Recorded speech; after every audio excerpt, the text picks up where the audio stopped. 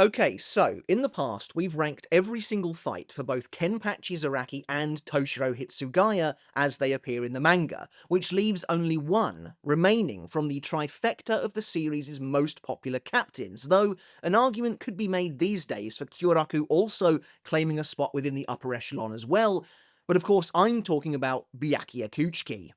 Now, this is going to be an interesting video for me, as Byakuya is by far and away my favourite of those three characters, and subsequently has my favourite set of their fights as well.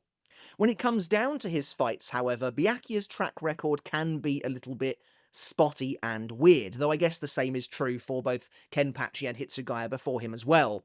But I went into this video thinking that Byakuya has a ton of great fights, and that is true to a degree.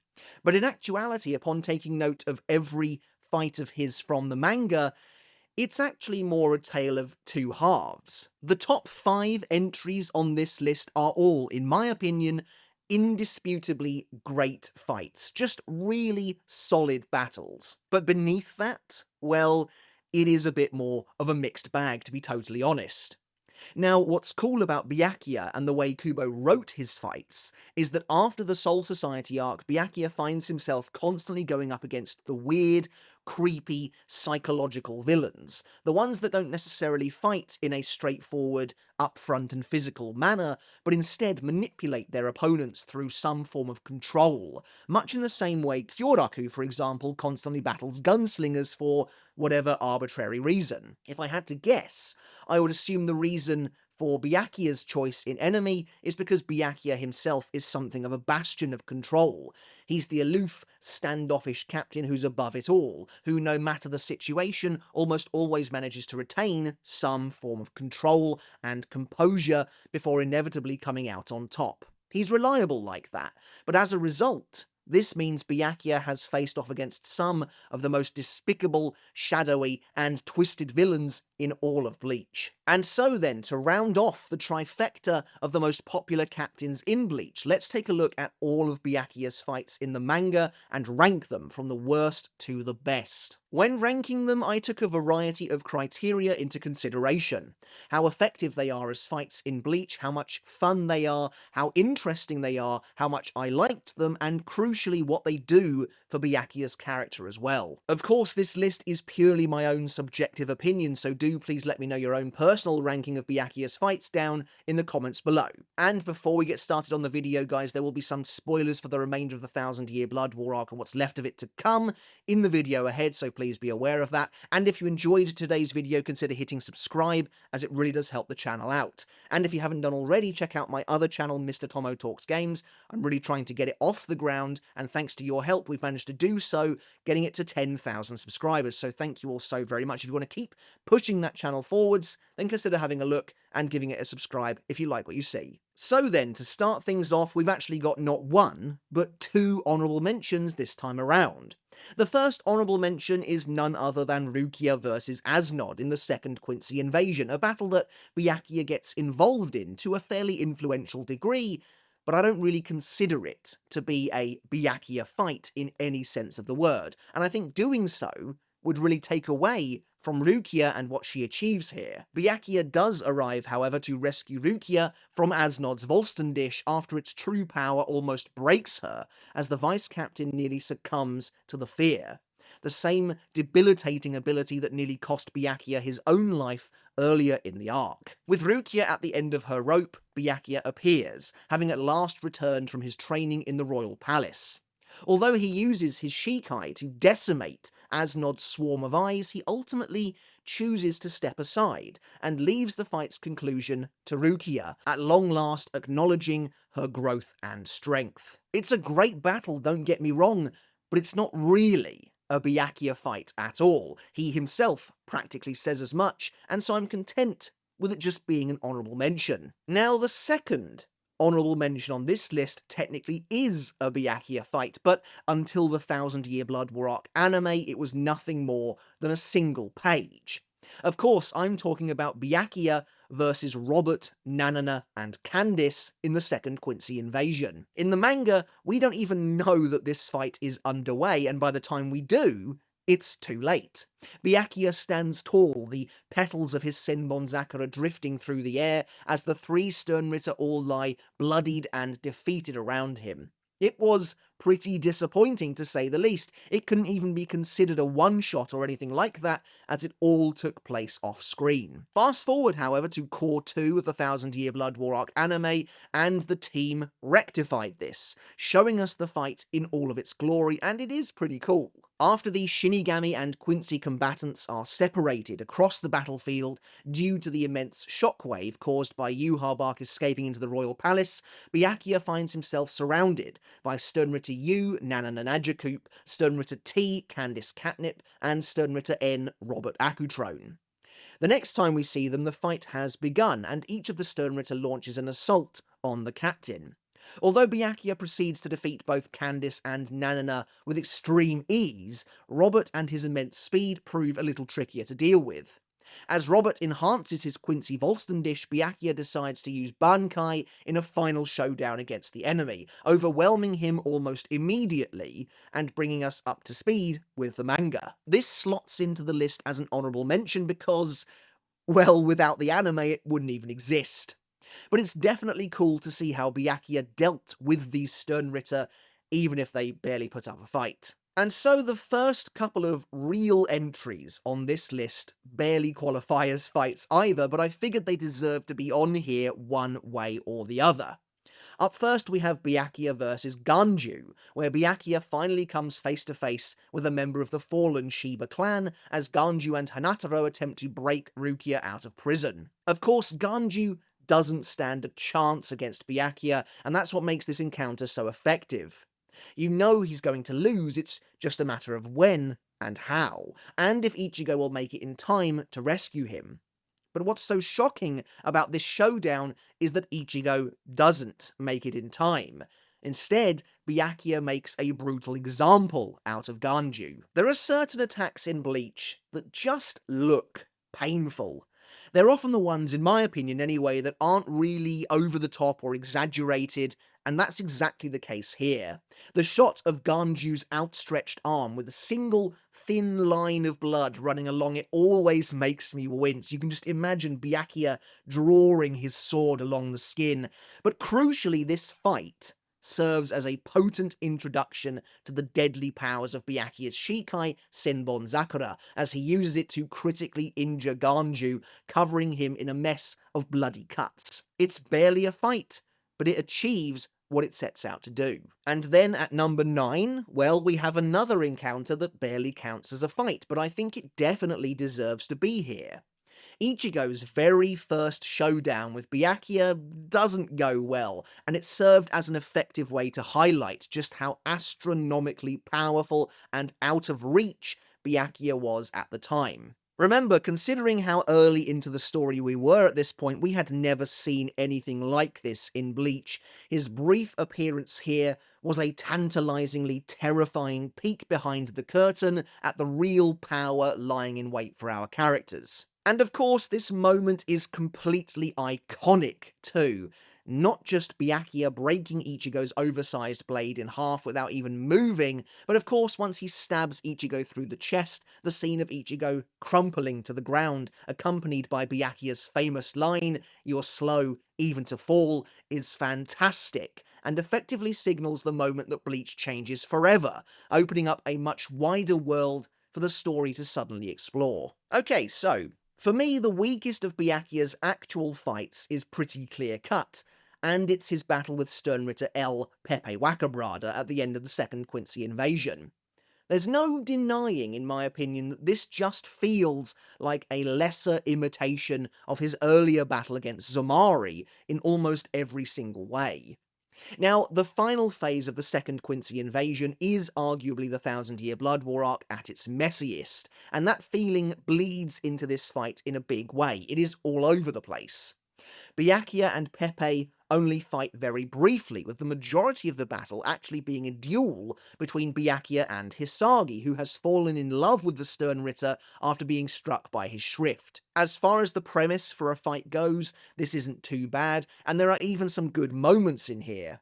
I particularly like the scene where Pepe reveals that he can control the hearts of Zanpakuto, and Byakuya is suddenly attacked by his own blade. It's a cool twist, but like the rest of the fight, ultimately ends up feeling pretty underwhelming when it doesn't amount to much. The main issue with this battle comes from the fact that it's not only really short, but has a very messy ending as it collides head-on with another fight once Mayuri arrives on the scene.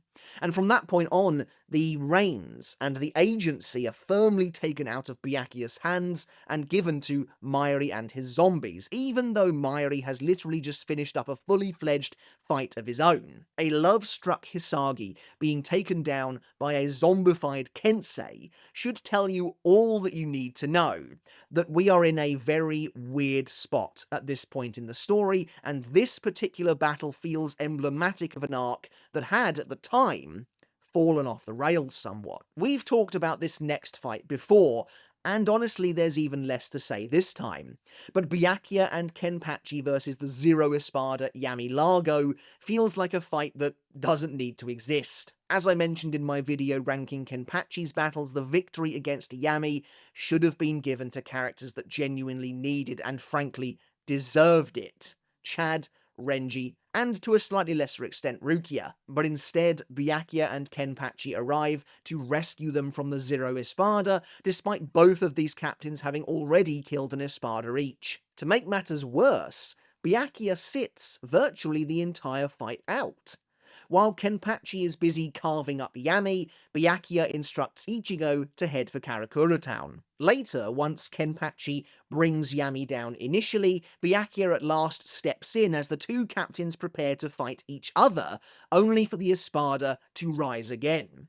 The fight continues briefly, but Yami is comically outmatched. So outmatched, in fact, that the captains barely even pay him any attention, the two of them landing a devastating hit on him simply because he ends up in their way. And of course, the conclusion to this fight famously takes place off-screen after Yami transforms a second time, promising to crush the two captains.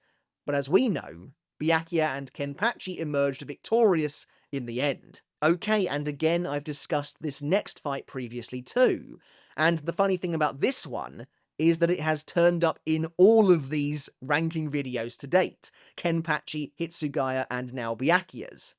The climactic showdown, of course, against Sternritter M. Gerard Valkyrie was basically an opportunity for Kubo to redo the Yami fight and give the captains a second shot at facing off against this Goliath of an enemy. Gerard, however, is on a completely different level to Yami, and ultimately this is a better fight as a result. But once again, it's both very messy and very uneven. Of all the fighters, Byakuya is actually the only one involved right from the very start, which is cool, but he takes a weirdly lethargic approach to the battle.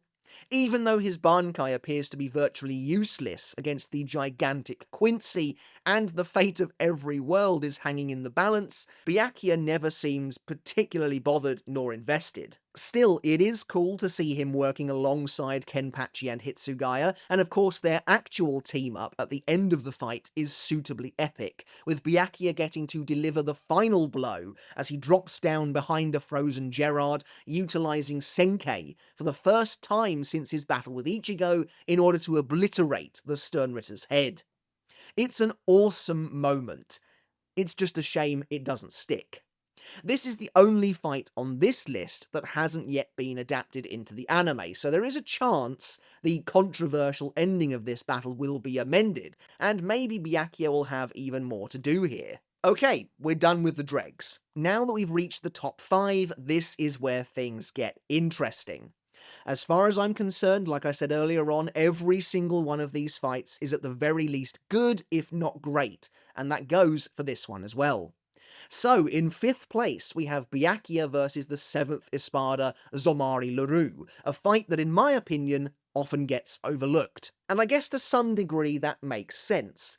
Zomari was never a popular character, while the other fights happening concurrently, Kenpachi vs Neutra and Mayuri vs Xyloporo, both feature some of the most popular Espada of the lot. Meanwhile, this fight is also pretty short. As far as battles against the Espada go, this is the quickest of the bunch, with Byakuya demonstrating his might in a pretty brutal fashion. But I'd ask you not to underestimate this fight. This battle has a genuinely eerie vibe to it, and yes, this was the fight that started the trend of having Byakuya facing off with the creepy, psychological villains. And it's great watching Zamari continually trying to break down Byakuya's composure, all the while attempting to cling to some notion of a moral high ground over the Shinigami, as he berates Byakuya for his arrogance. One thing though I've always loved about this fight is how Byakuya doesn't let up. In fact, he leans into it, humiliating Zamari on numerous occasions. Sure, Zamari's resurrection does look lame, but there's no denying he puts Byakuya into a corner momentarily, especially once he commits the ultimate sin of taking control of Rukia's body, at least until Byakuya unleashes his bankai anyway. Of course, the standout moment of this fight is the excellent conclusion, however. With Zamari thoroughly beaten, first decimated by Byakuya's Gokei, and then having his Amor ability shut down by Danku, the Espada suddenly explodes into an impassioned rant about the Shinigami and their treatment of hollows, before Byakuya cuts him down for good, revealing that the reason he's killing him has nothing to do with him being a hollow, but instead because he aimed his sword at Rukia. Like many of the fights in the top half of this list, this battle acts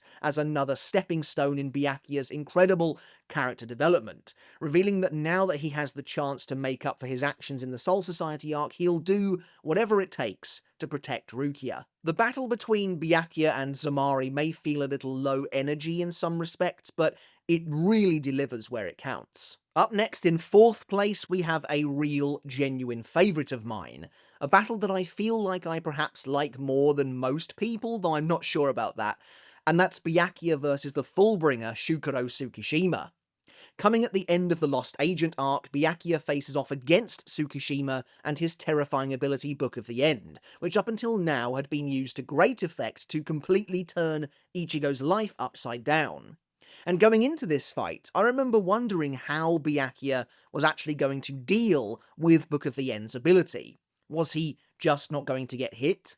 As the fight opens with Byakuya blocking Tsukishima's strike with Senbon Zakura, it seemed like that might be the case, until Kubo throws all of that caution to the wind by having Tsukishima successfully slash Byakuya almost immediately. It was an awesome twist and really made their confrontation that much more interesting. Talk about putting your best foot forward. The battle that follows is so good, and again, much like Zamari's fight, has a very particular vibe to it. There's an inherent creepiness to this fight that works very well, and creates a palpable atmosphere, the likes of which the rest of the battles against Execution simply couldn't match. It helps too that Tsukishima goes on to perform considerably better in this fight than he really had any right to, snapping Byakuya's blade in half and even countering his bankai, utilising the knowledge he acquired through Book of the End to exploit Byakuya's critical weakness and even deliver a serious wound.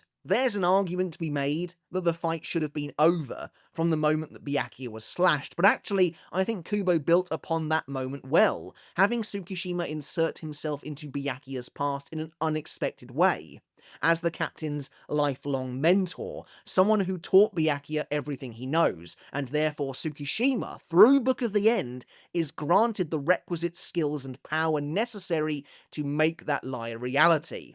It's truly scary stuff, and this fight hammers home just how broken this Fullbring really is. And yet the real kicker comes at the end of the fight, where Byakuya defeats the seemingly unstoppable Tsukishima in a truly clever, unexpected, and satisfying way. Having exhausted all of his options, it seems like Byakuya is out of luck, until he channels his inner Kenpachi and brutalizes Tsukishima in a desperately physical fashion, blasting him through the chest with the blades of his bankai that he grabbed in the midst of their last clash. It is completely out of character for Byakuya, and that's the point.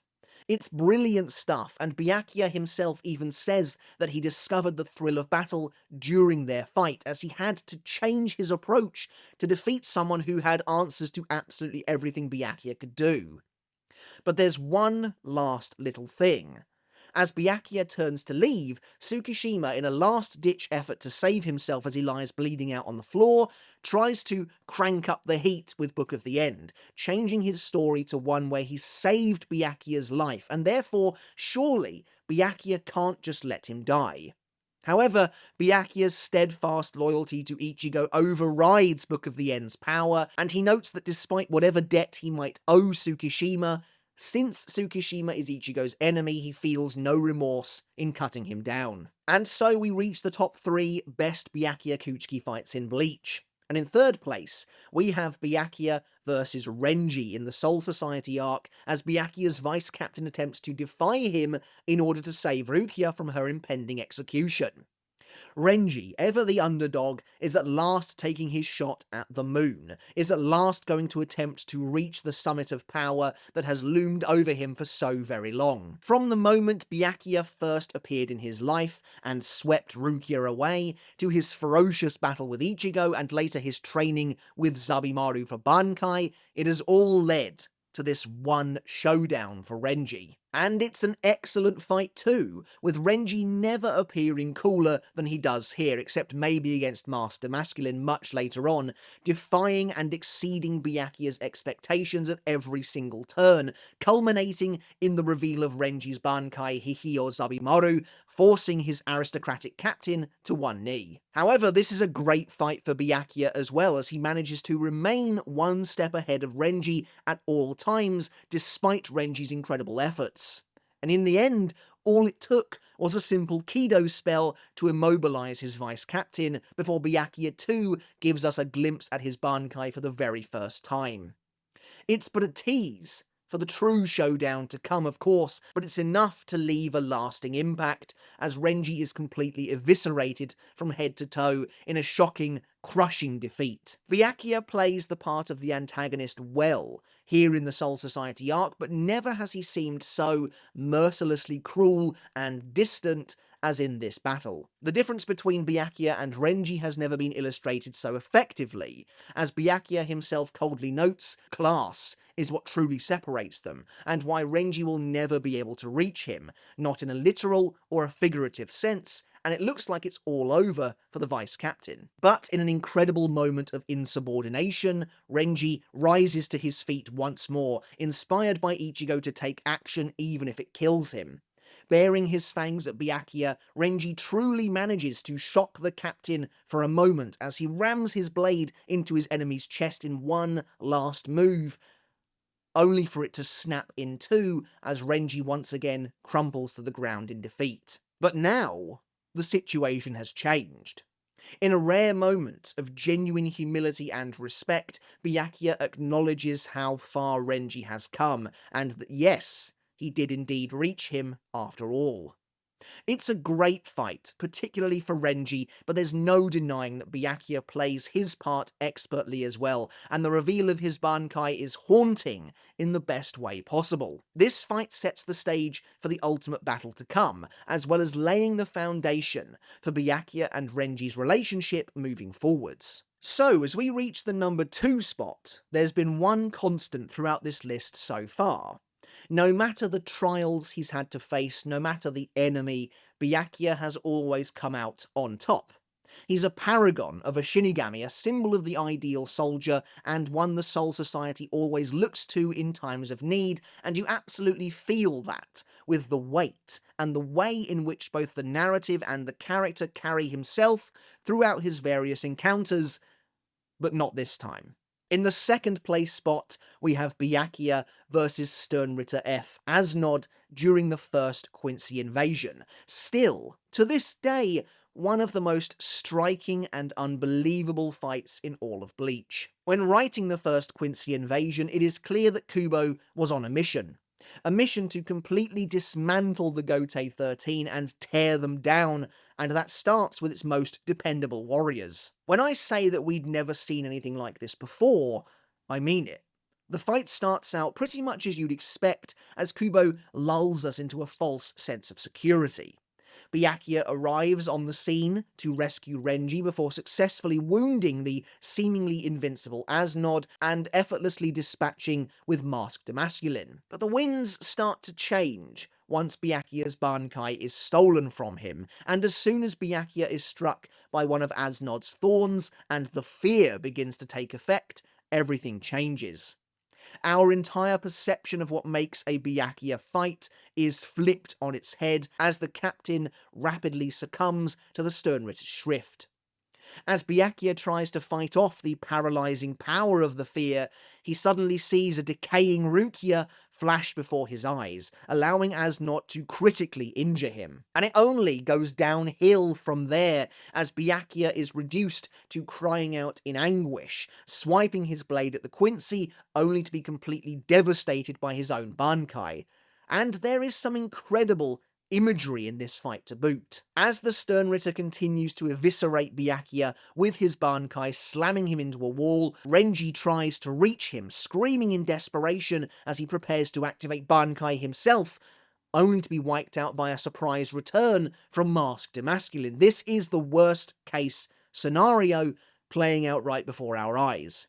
Byakuya's blade shatters to pieces as he stands buried within the wall, surrounded on all sides by his blood, his rib cage on show for all to see. Still one of the craziest reveals in the manga. This is a true victory for the villains, and again the likes of which we had never really seen before. Certainly not where Byakuya was involved, and the community was absolutely up in arms about it. I myself could not believe it, and yet at the same time, this is one of my favourite scenes in the story. It's incredibly evocative, desperate, and sad, and set the tone for the rest of the invasion to come, immediately making the Thousand Year Blood War arc stand out from its predecessors. And of course, while this next scene may not technically be part of this fight, Ichigo's rain-soaked conversation with the dying Byakuya acts as the perfect epilogue. And as Byakuya begs for Ichigo to protect the Soul Society, his character development comes full circle, and well, it might just be my favourite scene in all of Bleach. But when it comes to the best Byakuya fight of them all, well, there's really only one answer. Not only is the final showdown between Byakuya and Ichigo the best Byakuya fight in Bleach, but it's absolutely one of the best fights in the entire series. An absolute masterpiece of a duel, one that the entire Soul Society arc, no, the entire story in fact, had been building to. Ichigo vs Byakuya is very much the pinnacle of the Soul Society arc, the apex of Ichigo's journey so far, and an incredible display of Kubo's talents on show. In many ways, it really is the perfect Bleach battle. Two fairly evenly matched warriors staking something on the line as they fight to the death. The location, the setting is epic. The two of them fight atop the Sokyoku Hill in the shadow of Rukia's would-be execution site, where all paths of the story have coalesced. Byakuya fights to represent the authority of the Soul Society, to uphold the law, to continue to act as an unwavering role model for those around him, while Ichigo fights to shatter everything Byakuya stands for, and to stand up to the law when it's unjust and wrong. Ichigo surprises Byakuya at every turn with his growth and his power, unleashing his very first Getsuga Tensho before managing to counter Byakuya's Shikai. But it's Byakuya's bankai, Senbonzakura Kageyoshi, that really gets to shine here, with the captain unleashing its terrifying might in a devastating fashion. Of course, in Bleach's only full-colour chapter, Ichigo reveals his own bankai, Tensa Zangetsu at long last, the fruits of his training with Yoruichi and Old Man Zangetsu unleashed, forcing Byakuya onto the back foot. And there are so many iconic moments and scenes in this fight that I simply can't list them all. But one such example is Ichigo demonstrating the incredible speed of his bankai by swatting away all of Byakuya's blade petals at once. Kubo's artistic muscles are truly being flexed here too.